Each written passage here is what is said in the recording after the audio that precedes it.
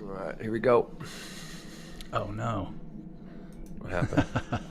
Well, the intro is missing, so my tech is not great. All right, I'll add that in here later, but here we go. We'll go straight to us and my background. Wow, look at that. Man, my background is not great either. Let me fix that. So bear with us as we practice what we preach with mindfulness. Are we live, John? We're live. Yeah, huh? we're live. Hey, we're figuring out things as we go. It's all good. Here we go. Let me see. Choose file. Now you guys are getting to see behind the scenes, which is always fun. Right. Good. Well, hey, welcome to the show, everybody. As John figures out his stuff, we are Men Talking Mindfulness. We are joined today by Major General Gregg Martin. John, you want to roll? No, if you could just read that intro, Will. I'll come back. Hey. Yeah, so today we're going to work to better understand the critical challenges and resilience required to manage mental health struggles within demanding environments such as the military, and why this conversation is essential for awareness and support.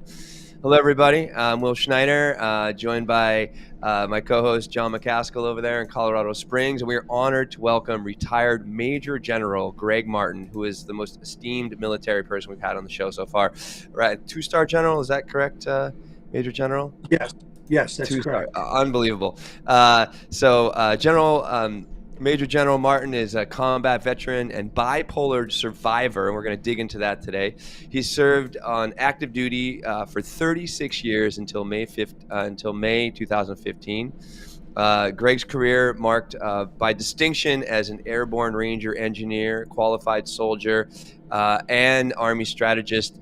Also includes academic achievements with a PhD and 2 master's degrees from MIT, as well as a master's degree in national security strategy from both the Army and Naval War Colleges, and bachelor's degree from the West Point. God, I think you're way too smart for us already, Gregg. So thank you for that. Throughout his personal journey of adversity, recovery, and advocacy, General Martin has become a beacon of hope, emphasizing the importance of mental health awareness and support. Stay with us as we discuss General Martin's inspiring story, highlighting the realities of living with bipolar disorder and the resilience it takes to face such challenges head on. He is also the author of Bipolar General, Forever War with Mental Illness. This episode is set to enlighten and inspire, showcase an intersection of high-performing careers and mental health resilience and awareness. Awesome, gentlemen.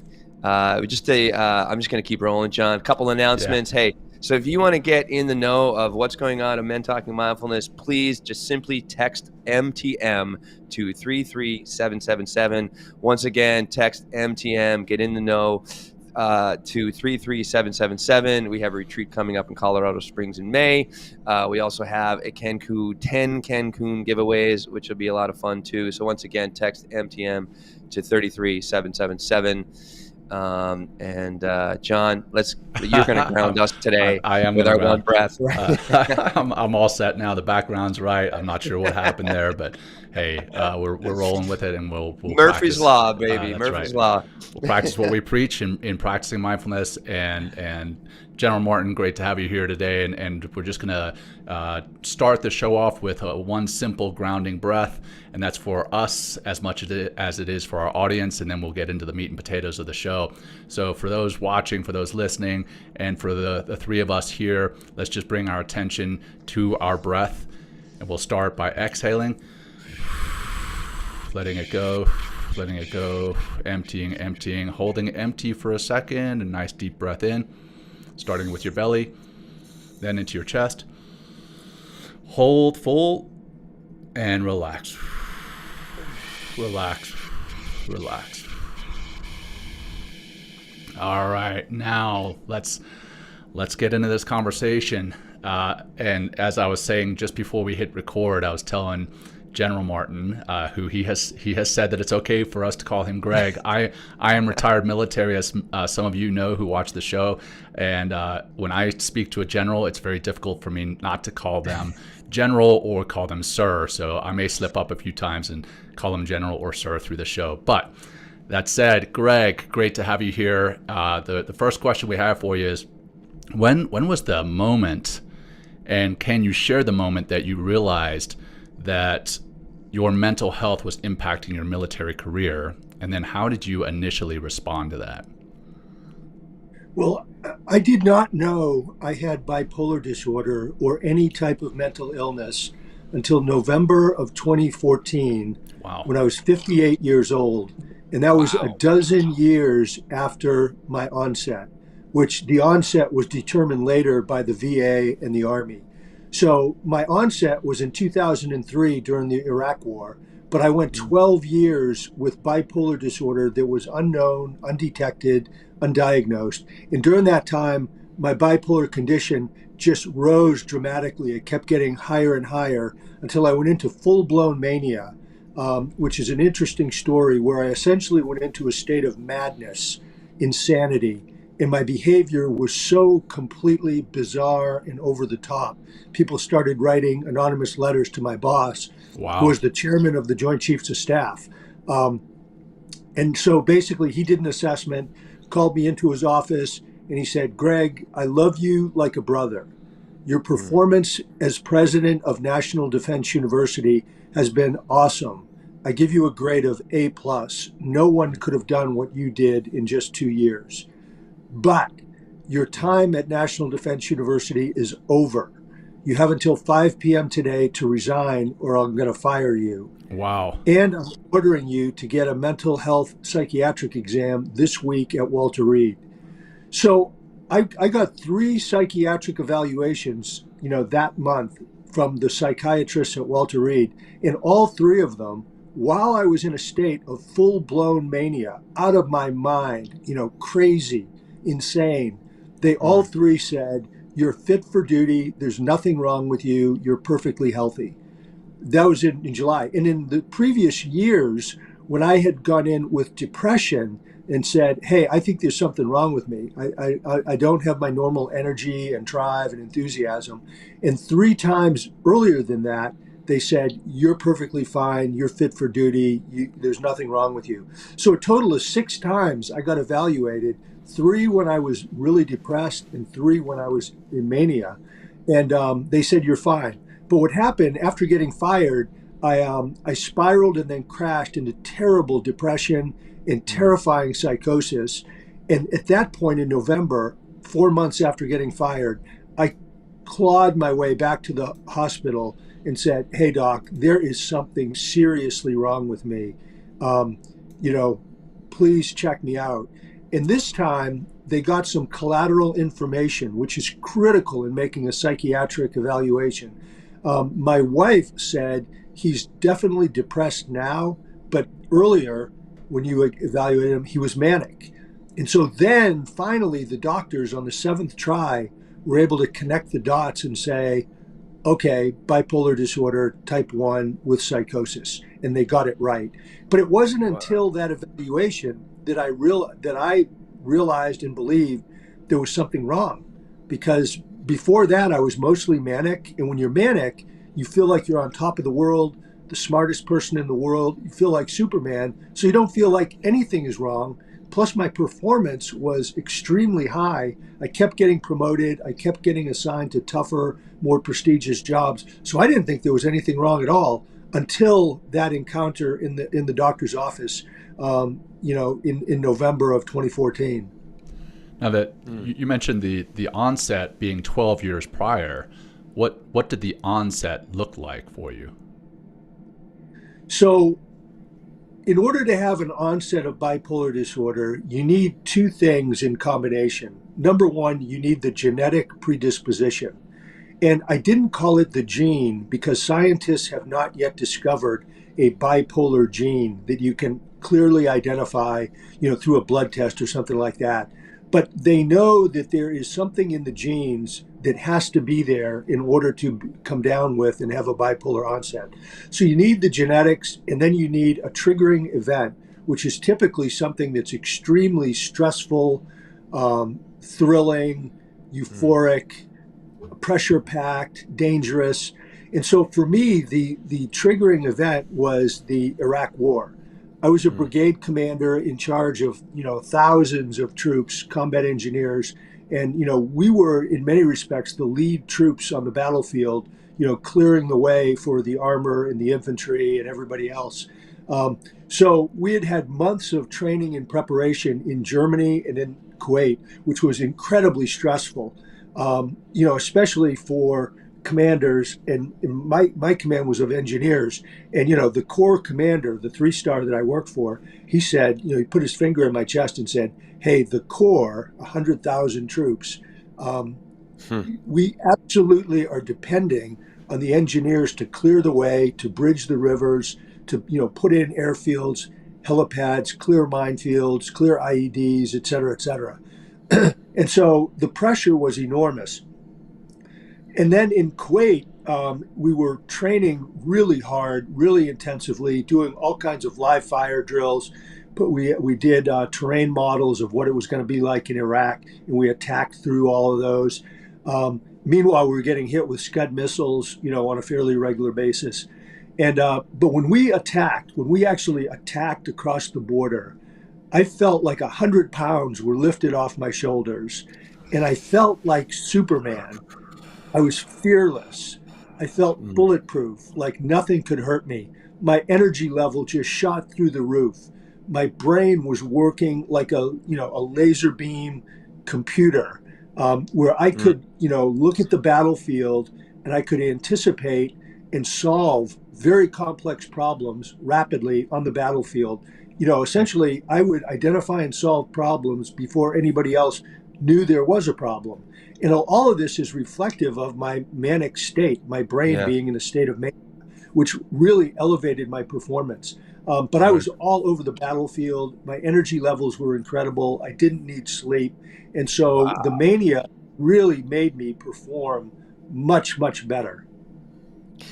And this was was that was that the moment that you started to experience yourself, different? Like when you first attacked and you had this kind of incredible energy and this manic episode, was that, because what I'm asking is that like the first episode that you had, during this invasion, or is there something prior? Or like, what was that moment, or when was that moment? Like, you're like, oh wait, something's different, or, was that the moment that you experienced your first episode?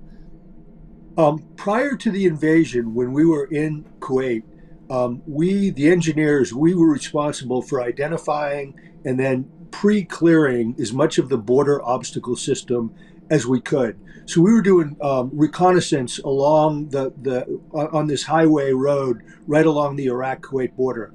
And my driver and I, we would play really loud, intense music.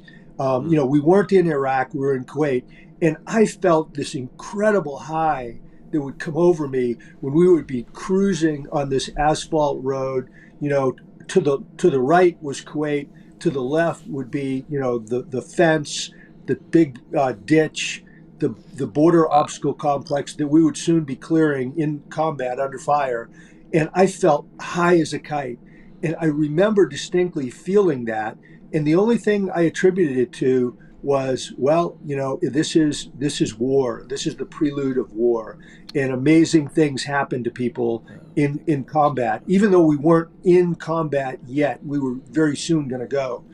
And then the next big thing I remember was, and so this was euphoric with the music. Then when we attacked into Iraq, I just remember this incredibly thrilling, high feeling that I was some kind of a Superman. And what I thought it was, God lifting me up and giving me this extra energy to be, a super performer in combat, to help our forces succeed and to help America accomplish its goals. So I just thought it was a blessing from God that God was helping me by giving me this extra power. Again, I didn't think anything that it's wrong. I didn't think it was weird. I just felt like, wow, this is amazing. I'm so grateful that I have all this extra power and energy, and I felt incredibly good. Later, psychiatrists told me that when you go into mania, it's like being very high on cocaine or ecstasy. All that dopamine in your brain is just elevating things, and that's where I was at. Wow. And that's like, and that's the difference, like bipolar too, right? So you go into deep depression, or you're in this grandiose state of like mania. It's kind of like the two parts of the bipolar. Is it just to get this, kind of get a baseline of bipolar? So bipolar type 1 is what I have. And bipolar type 1 means you have real mania, not low level mania. And so you go into real mania, which is extremely dangerous and Mm, leads to, deaths, heart attacks, mm, strokes, encounters with the police, really reckless, crazy behavior, getting arrested. So I had that high level mania, and then also depression. But I was lucky during my years of intense bipolar disorder, which I still have it now, but it's mm, pretty much being managed and under control. And then less on the depression side. Bipolar 2 is more depression and then blips into what they call hypomania. And mm. hypomania means below mania. So something's going on in the brain and you blip up with extra dopamine and endorphins and so forth. And you do have these advantages, but you don't go way up into mania. Oh, thank you for clarifying. Definitely. That's important for our audience to understand, and thank you for that. And just so you know, we have a comment here coming in live on our YouTube feed. It says, combat engineers saved our convoy in 2003 by clearing a minefield we knew nothing about with no maps or GPS. So there you go. Right off the bat, you've got somebody who you saved their convoy, or your people, your combat engineers saved them. So that's always great to see. So Yeah, that's awesome. I'd love to, if we have time at the end, to find out, who you are, what unit were you in, and where did this event take place. That would be really cool. there you go. So I'll tell you, it's Shannon Hanks is who commented. But Shannon, if you're still watching, please send us your information, and we'll make sure that we connect you with Greg. As far as once you were diagnosed with bipolar disorder, how was that received in the military? I know there's this big time fear when you're in the military, specifically if you have some type of top secret clearance. You're like, I don't want to admit to any type of mental health challenge because I'm going to lose my clearance, or I'm going to lose the ability to carry a weapon. How was that received in the military, and how did you manage that? So, November 2014, I went to the doctor on my own, said, "Hey, I'm really sick. There's something wrong. Please evaluate me." And they evaluated me. They diagnosed me with bipolar disorder type 1 with psychosis. And when they did, I gave the doctor a big hug and said, "Thank you," because Not bad. I knew there's something wrong with me. I just didn't know what it was. And now with this diagnosis, I have a target, a face that I can go after and start trying to fight it.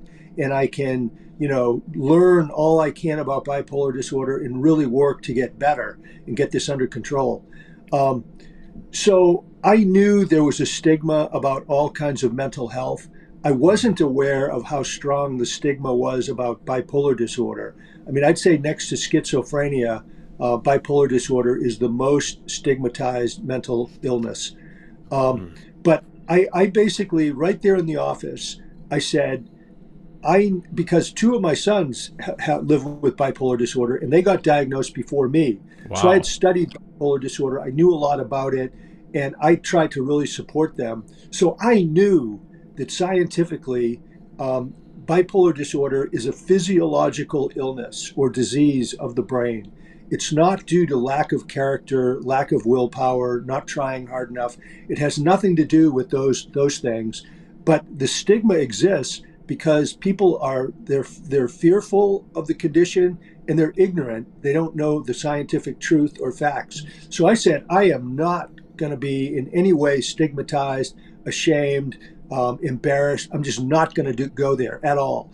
And so I made a decision right there in the doctor's office that I am going to own this. This is my disease. I've been really healthy my whole life. Now I've got a serious brain disease. I own it, and I'm not going to apologize to anybody. So I went, and the doctor and we talked over the next few weeks. And the doctor, he realized the stigma within the military. And one of the things he did, which I think was wrong, but he did it, he kept my bipolar diagnosis under the radar screen, and he didn't put it in my official records until the day before I retired, because he didn't want adverse consequences against me.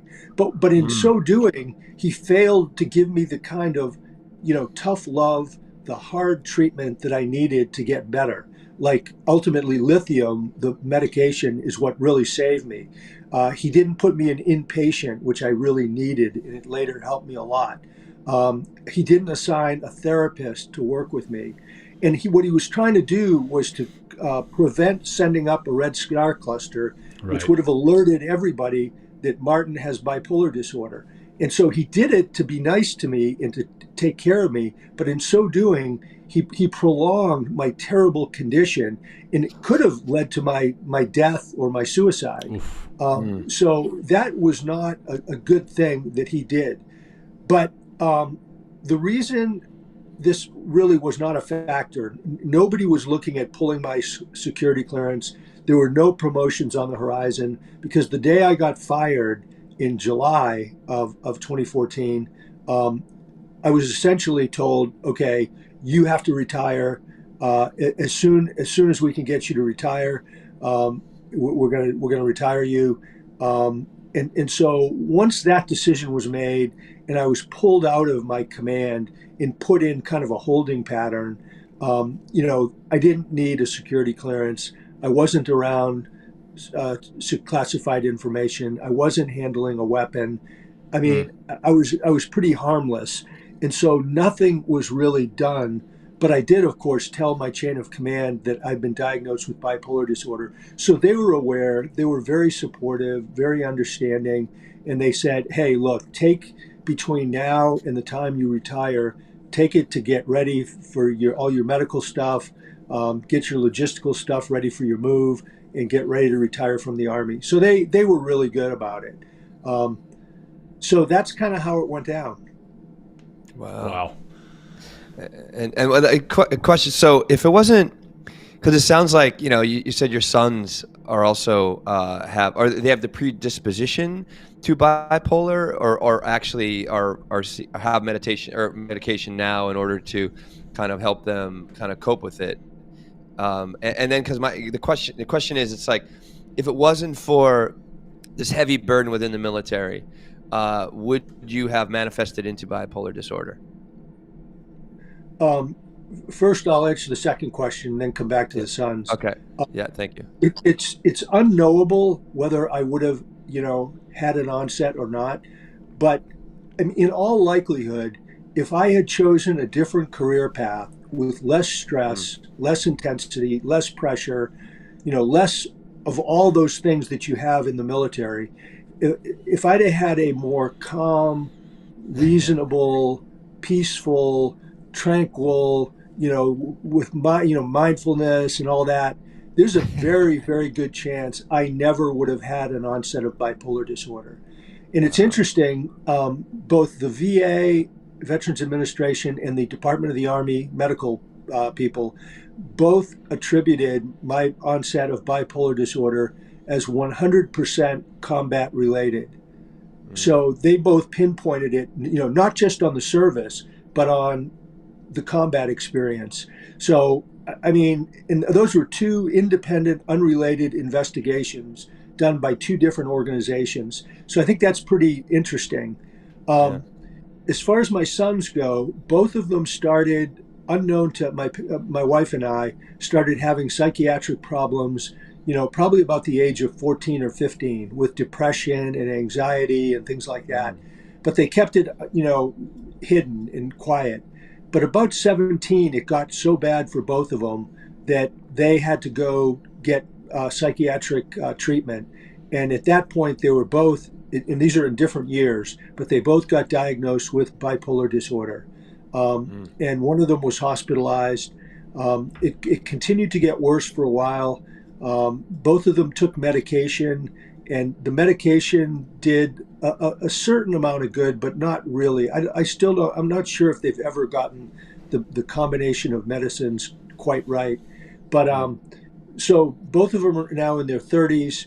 Life has been hard, especially with relationships, employment, and schooling. It's just really hard because of what bipolar disorder does to you. I mean, Mm. but one of them is really working hard to get better, and working with the VA, a therapist, psychiatrist, taking medications. It's really doing all the things that you need to do. The other one is said, nope. I took medication for a while. I'm not going to take it anymore. I don't like it. I don't like the way it makes me feel. I'm just Mm. not going to take it. And he's in his 30s, and so I mean, we've cautioned him and counseled him, and all kinds of people have said, you're playing Russian roulette with your brain, Mm. and bipolar disorder is nothing to play with. It can kill you, Right. um, Mm. for sure. And so he's really playing with fire. You mentioned what they were experiencing in their personal life, and you mentioned a little bit of what you were experiencing in your professional life. Um, how does bipolar disorder manifest in your personal life, and what has it done for your personal life? And how did you navigate these challenges? Well, I was born with a bipolar brain, and I was born on the bipolar spectrum, meaning I was on a glide path towards my onset of bipolar disorder. And this condition started at least as a teenager in high school, maybe earlier, but Mm. it manifested itself right away, in high energy, Mm. enthusiasm, drive, Mm. creativity, problem solving ability. So in high school, I was like, the all-star athlete, one of the top students, top leader. And it helped me because I had this condition called hyperthymia, which is a Mm. near continuous state of low level mania. So when you Wow. think about a low level of mania, you're just getting this constant infusion of extra dopamine, endorphins, and others that elevated me from a normal state, steady state, to mild mania. And think what that does for you. I mean, it's Yeah. like I was on a low dose of cocaine or Hmm. ecstasy. It just lifted me and boosted me. And Mm. throughout this time, as I'm going through high school and then West Point and then the Army, I'm steadily climbing up the bipolar spectrum. I'm getting more and more of these chemicals. So, I finish high school, then I go to West Point. My energy's higher. My problem Right. solving is higher. My athletic ability is better. Then I go out in the Army, or Army Ranger School. I mean, even a higher jump. And then I'm out in Right. the Army as a leader, a platoon leader, company commander, battalion commander, brigade commander. And I just keep going up, up, up. And my performance was unbelievable. I mean, I kept getting promoted. In some cases, I got promoted early or below the zone, they call it. I got picked for all the schools. I was an honor grad at just about every school. The Army sent me to MIT and said, hey, Martin, your mission is to get one master's degree in engineering. You I got came two. out of there with two masters and a PhD. Now, that is not normal behavior. I mean, I could Right. read and absorb and I digest a book a night. I could solve all these complex problems rapidly. My brain was like a computer. And Yeah. that was, that was really reflective of my manic brain. And Mm. my mania was not too high. It was just right to be a very, very high performer, and it continued getting higher and higher. And it's interesting. There's a theory called the kindling theory of bipolar disorder, where Mm. it starts as a little flame, like probably back, maybe when I was a baby, maybe in junior high, but this little flame. And then through your life, every time there is a bipolar related event, whatever it is, it's like throwing kindling on the flame, Mm. or sticks, or little logs, or bigger logs. And so the fire kept growing and getting bigger and bigger until by 2014, I was a raging bonfire, Mm. when I went into full blown mania. And so there was really the only thing to navigate was the depression. The mania, it helped me. I felt great, did incredibly well. My performance was super high. But when I would fall into mania, and I fell into mania a number of times. I felt terrible with the depression. No, so I would go from high energy to no energy, interested in everything to interested in nothing, a flaming extrovert to a painful introvert. Mm. Being involved in things. Instead, I'd go to my office, I'd shut the door. I was confused. I was indecisive. I couldn't make a decision. It was absolutely horribly painful. And it was the inverse opposite of how I normally was. Now that manic side, now that you've got it under control, because I mean, when you hear everything that it did for you, it sounds amazing, right? I mean, like, hey, I want my brain to be like a computer. I want to be leading well. I want to be absorbing a book a night. But now you've got it under control. How does that feel for you now that you don't, or I'm assuming that you don't have these manic episodes? How do you feel now? Well, fortunately, my hyperthymic personality, this low-level mania, it came back. So once I pulled out of my bipolar hell in 2016, the hyperthymic personality of this continuous low-level mania, it returned to me.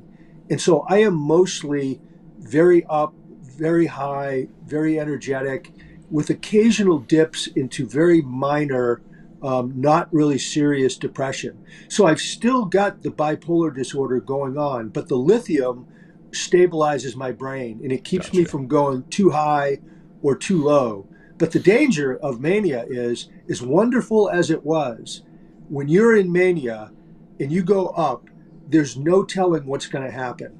I mean, when I could easily have been arrested, shot, spent all of our money, done just terrible things that ruined my marriage and family, in my career. I mean, I got fired, but worse things could have happened, given how bad my state was. So, that mania is great, but the danger is it goes too high and it brings you down and destroys you and it brings you in a path of destruction. And so I know, scientifically that is what would probably happen. And so I don't want to go there. I mean, I might sometimes think about what it was like to be really manically high and say, wow, that was incredible. I was like Superman. I believed I was the smartest guy in the world. I thought I was sent from God to, transform the Department of Defense. I saw demons attack our house. I saw the Holy Spirit come down. I thought I could fly. Wow. All those things were part of my mania. But if I go up again, I'm going to come back down really hard into terrible depression. And depression is absolutely horrible.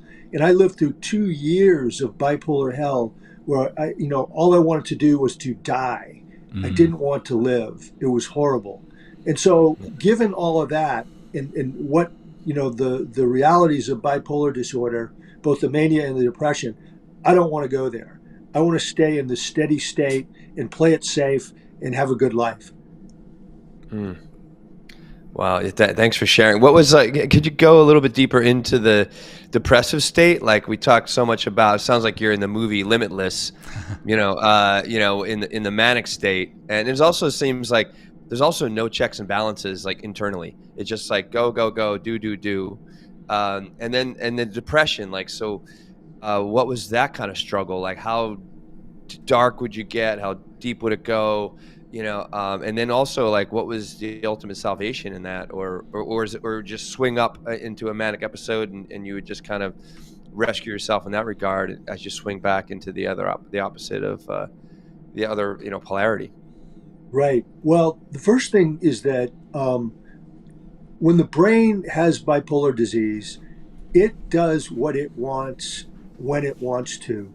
So it goes into mania and then goes into depression when it wants, according to its own timetable of a sick brain. It has nothing to do with your willpower or what you want to do.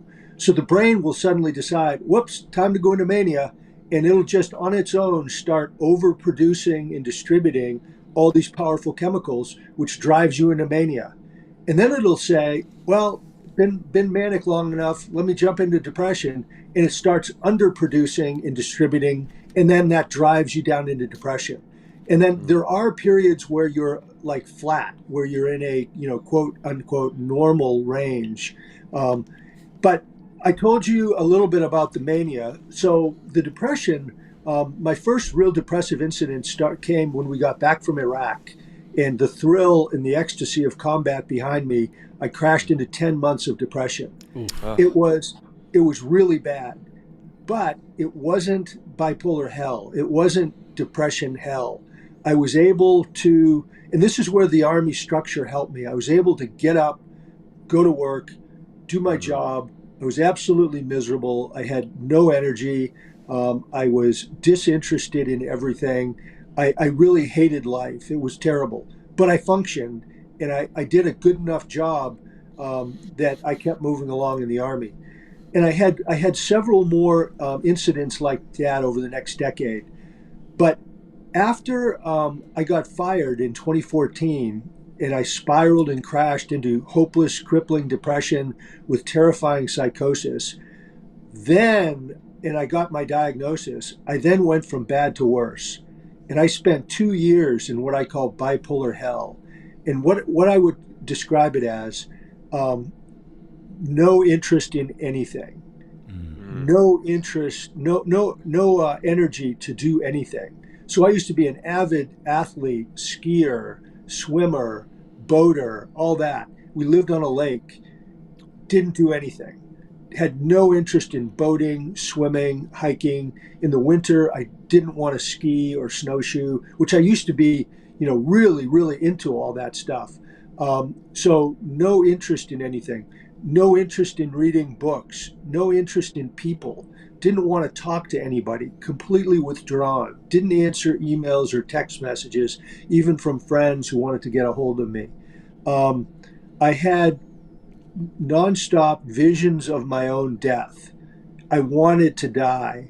And I had one vision was that people were spying on me and that they were plotting to get me arrested, put in jail, where I would be beaten, tortured, and then stabbed to death. And I would die in a pool of my own blood, gurgling in the blood. And I would see that continuously, and I could smell it and feel it. Then I had another one where this invisible force grabbed me around the chest and threw me underneath a speeding 18-wheeler truck, ripping my arms and legs and head off and throwing them to the side of the road. And then there were others as well. Every morning, a boa constrictor snake with its eyes blazing and its tongue flickering would come up out of the woods, wrap itself around me, and crush the life out of me. And so the rest of the day, I would lay on my back, just staring into space, ruminating about every mistake I had ever made in my life, going back to when I was a little kid. And then when I finally get agitated, I would dive headfirst on a hardwood floor, banging my head, punching myself in the head and face, yelling and screaming angrily at God for ruining my life. So, that's just a touch of what it was like.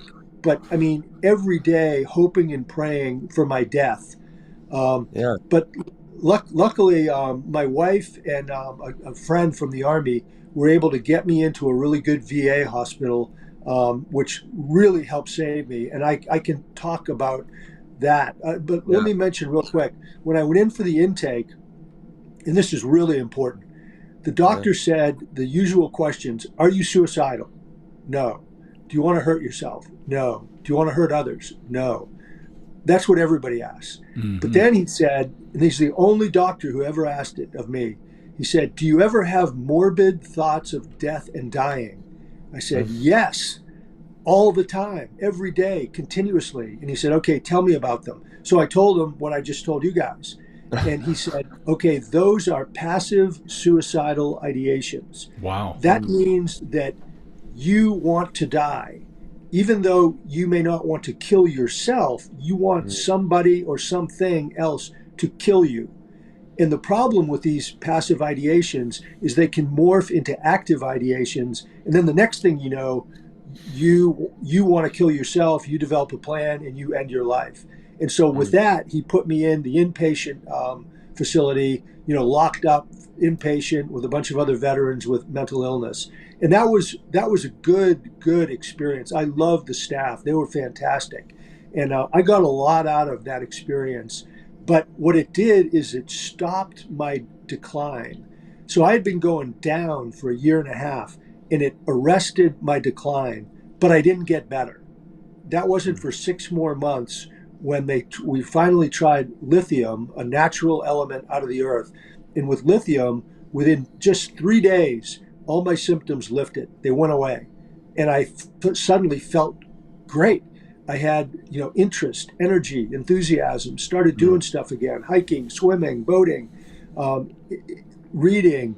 And so it was really the lithium which stabilized my brain and put me on the right track.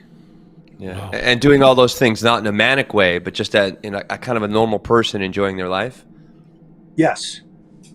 Got it. Wow. Well, I know when I transitioned out of the military, I had planned for my transition for about 2 years. And even with that planning, transitioning out of the military and then kind of losing my identity, if you will, or at least hanging up my identity when I hung up my uniform, that was a difficult piece for me. For you, how was that transition? I mean, it sounds like it was very quick relative to how it could have been. You didn't have much time. You were fired, and then they said, hey, you need to prepare for retirement. How was that for you, especially when you had this disorder on top of it? It was really hard. So it was about a 2-year period of, acute hopeless depression with terrifying psychosis. And I call that period bipolar hell. And so at the end of my career, I was extremely sick. My bipolar was very, very serious and acute. And so the whole transition thing was extremely difficult. Luckily, I had they called him an XO. I had a young captain, real sharp guy, who the commander gave on loan to me to help me through this process, which was great. So, he took care of most of the paperwork and the meetings and all the stuff I had to go to. All I had to do was sort of stick with him, and he took care of it.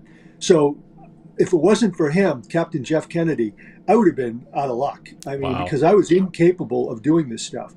And then as far as the move goes, we were in government quarters in Washington, D.C. at Fort McNair. And we had to move to New Hampshire, where we owned a house. And my wife did pretty much everything. I was worthless. I was a vegetable. I contributed almost nothing. Wow. And so she took care of all that. So if it wasn't for the captain and my wife, I would have just probably been laying on the floor, like a basket case. And so that was very difficult. And then we moved to New Hampshire, and New Hampshire was difficult because I was so sick, and the military was gone. My purpose for living had gone, and then my brain was a mess. And like I described on the depression side, I had no energy, no nothing. Mm-hmm. But once I got stabilized on lithium, I started coming back. I realized, hey, I've got a future. Before that, I had no hope. I thought my life is hopeless. I'm never going to get better. I'm going to be sick like this my whole life unless I could, mercifully just die. And so once I started getting better, I had to build a glide path back to health and success and happiness. It was interesting. One of the things people don't realize about depression, after my 2 years of depression, I lost about 20 pounds of muscle, at least 20 pounds. I went from doing like 25 pull-ups to where I couldn't do any. I went from doing, close to 100 push-ups to where I could, barely do 3. I was in horrible shape. And that's the toll it took on me, not just mentally, but physically. People don't realize that. Yeah. But once I kind of got on my feet, we made a decision to move to Florida because of the sunshine, the warmth, the brightness, Vitamin D. As medication for the brain. And once we got down here to Florida, I felt better right away. And then we said, well, we need to meet some friends. And so we had a strategy to make a friend every day and then be a friend and try to be, really good friends with people. And then I really struggled with purpose. In the military, you have a purpose. It's given to you. Right. I mean, you were a naval officer, John. And I mean, your mission and purpose is the U.S. Navy. They give it to you, and then you focus on it, and that gives you all the motivation and the drive and everything you need. Indeed. So now I didn't have anything. And so it took me a while to figure out. I knew I needed a purpose, but I couldn't figure out what it was. I really got intensely into church, a couple different churches, and Bible studies and the like, and that helped me a lot spiritually. And somewhere along the line, I realized, it's probably about 3 or 4 years ago, I've got a mission and a purpose, and it's sharing my bipolar story to help stop the stigma, promote recovery, and save lives. That's it. And it's been my life and my focus ever since. And I do it by speaking, writing, and conferring with people. And so that was really a turning point in my post-bipolar hell life. Once I went into extreme mania, extreme depression, and then I came back with lithium, and I'm in kind of a healthy, steady middle zone. And once I got in that middle zone, I think it was the purpose statement of sharing my story. I think that was the real turning point in my life, because Beautiful. It's bigger than myself. I'm serving other people. It feels great. You get great feedback. Make a difference. It's really good. It's one of the reasons we do this show, is giving back. It's a purpose and an identity, and we know that we're helping others. And that, with that in mind, we do have a lot of military people who listen to our show and watch our show. For those who are still current active duty service members or currently serving, who may be experiencing their own mental health challenges, what advice would you give to them? Because I know, like we mentioned before, there's that stigma, there's the fear of loss of security clearances and the ability to carry a weapon. What advice would you give to those who are still active duty or serving, and how to handle that? I would say, if you think you may have some sort of mental disorder or challenge or illness, or if other people, family, friends, work colleagues think, I would go seek professional medical treatment and advice. I would do that right away. And the reason is, this stuff is nothing to play with. It can kill you. Typically someone with a mental illness, it usually, if it's untreated, will destroy your family, your marriage, your career, your finances.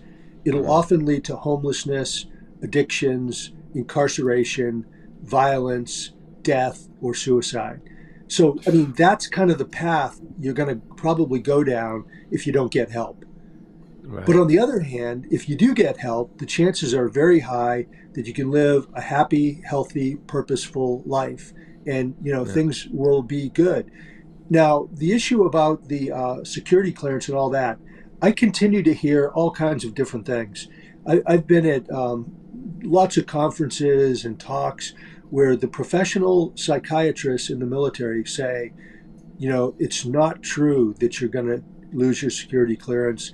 It's not true that you're going to get pulled off the promotion list. That stuff's not true. That may have been true, 20 years ago, but it's not true anymore. Right. The psychiatrists will say, look, the military has invested enormous amounts of money in every single service member, and we're going to do everything we can to accommodate you and your condition to the extent that we can. There are exceptions like bipolar type 1, schizophrenia. They're considered, too dangerous to continue to serve.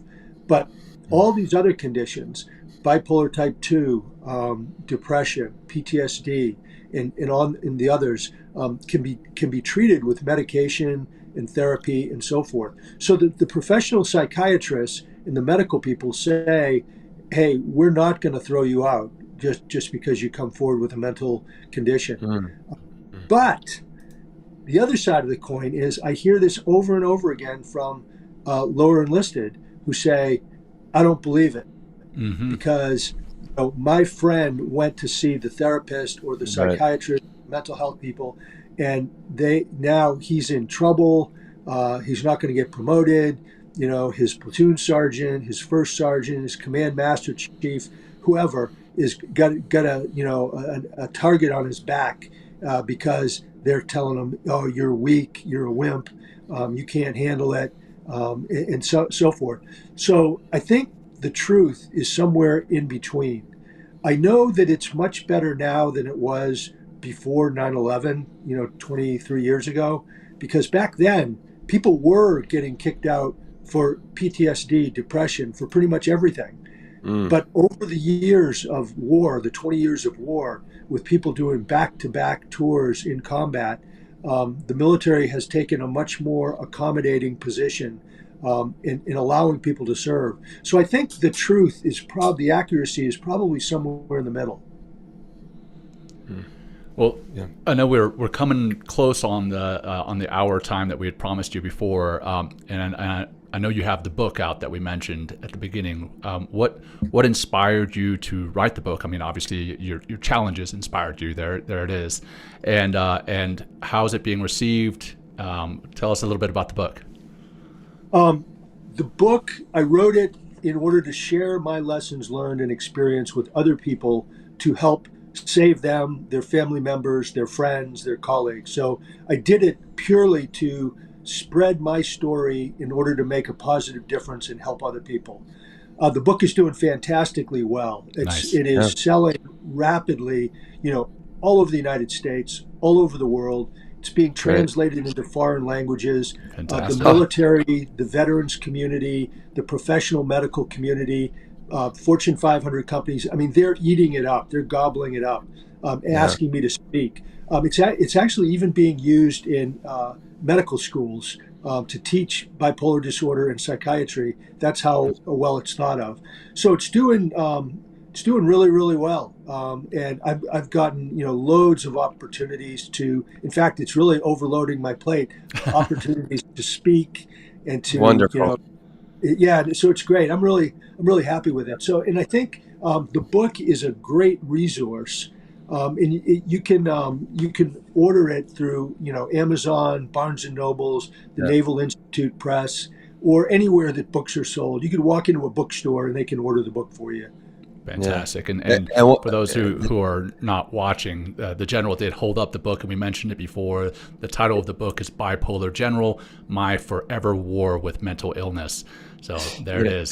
This makes me think, Greg, maybe, and if you want us to, we can put you in touch with Doc Shauna Springer, who's been on our show, and she has been working within the military and helping veterans and active military, understand, their mental health issues and stuff like that. And she's been an incredible advocate. Yeah, she's really, really fantastic, and really has an incredible platform, which is helping so many different people, so many different men, really, and military people and personnel, all of them, kind of like wake up to this, mental health crisis that we're in, but also, that it's okay to have, to just be where you are with your mental, whatever affliction, if you will, but also like helping people out of it, not just with talk therapy, but she's doing like MDMA therapy. She's doing ketamine therapy as well, to help people overcome and kind of get back to, a little bit of like levity, if you will, or just kind of a normal baseline.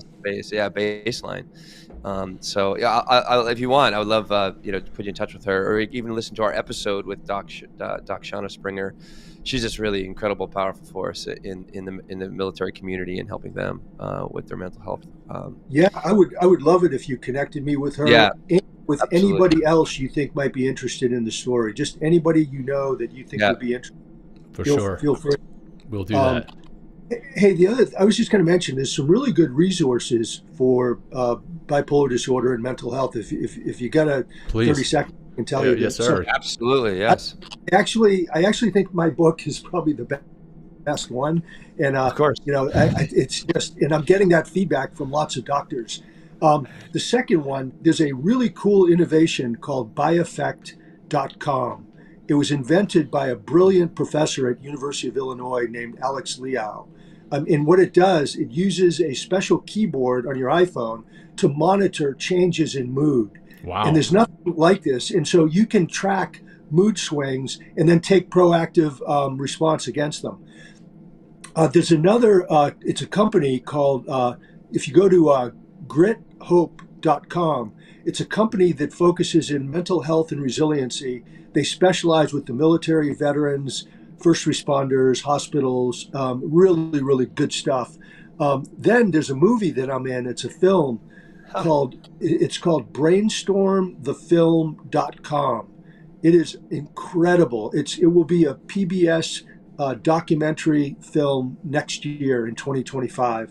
But check it out, brainstormthefilm.com and biaffect.com, biaffect.com. So those are just a few resources that I would recommend. Perfect. We will make sure those are in the show notes for everyone to check out. And thank you so much for sharing those. It's really, really appreciated. I'm going to check them out. I'm really curious about that iPhone one. Wow, that's incredible. Yeah, so. Yeah. And I think it'd be great. Talk to Dr. Springer. I mean, I think you guys really. I mean, she's. I don't know. I just think you guys have a lot of synergy. Obviously, what you guys are doing, and to have a voice like yours, especially you're such an incredibly decorated veteran, this just can help amplify and kind of rescue people out of their mental health crisis. So I really love the work you're doing. I mean, because it's like over and over and over again, how people find our show. Some people, they search, they're like mental health, podcasts, and they find our podcast because it's something that we're constantly talking about because, of the stigma that has existed for a very, very long time. But now, in the last, 4 or 5 years, as kind of just people and men have gotten more vulnerable. Now it's more accepting to say like, hey, I'm kind of feeling depressed or I'm kind of feeling like shit, instead of always just kind of toughing it out.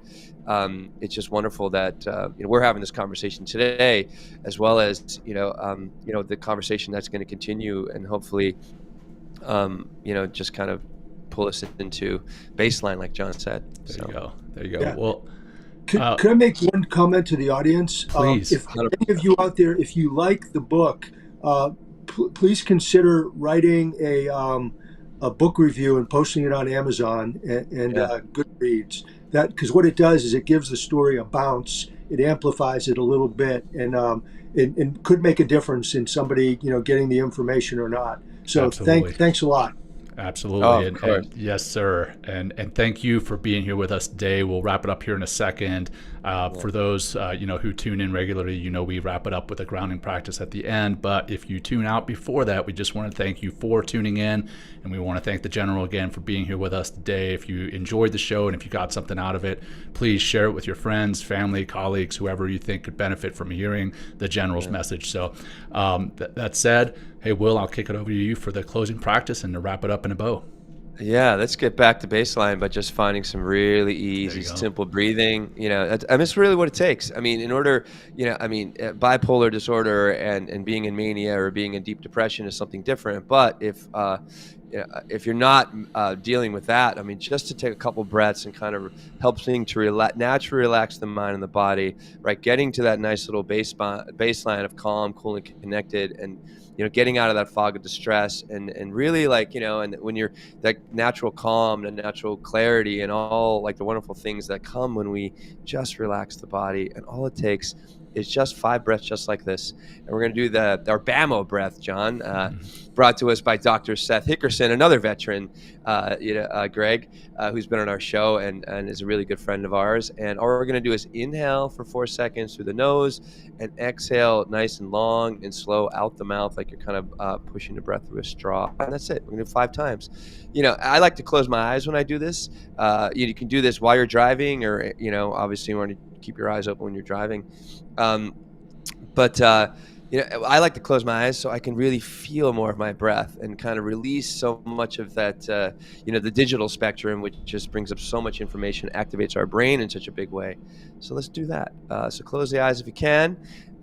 Exhale the breath all the way out. Maybe sit with a nice kind of a poised and a longer dignified posture to bring your lungs forward. And let's take that first inhale for 4 seconds. 3, big breath, 2, 1, and exhale out the mouth. Nice, calm, smooth, and slow, like a calm, warm summer breeze. All right, and again, in for 4. Out, nice and easy.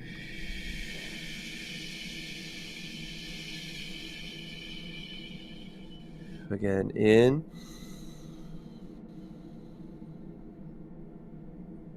And out.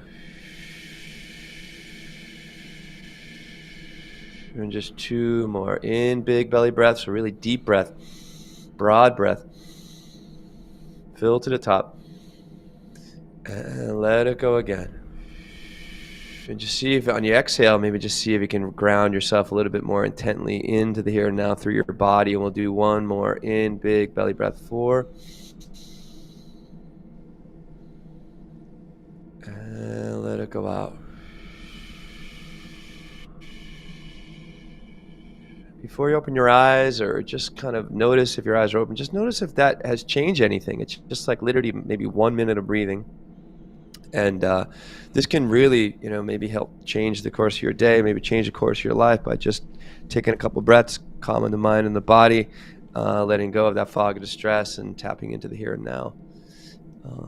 So good. Open your eyes when you're ready. Major General, thank you for everything you've said today, being so vulnerable, being so authentic, sharing your story, because it's just so incredibly helpful to all the audience that we have out there that's listening. So really appreciate you coming on today.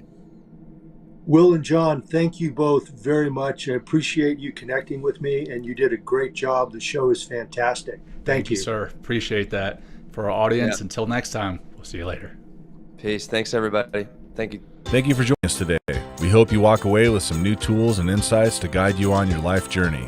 New episodes are being published every week, so please join us again for some meaningful discussion. For more information, please check out mentalkingmindfulness.com.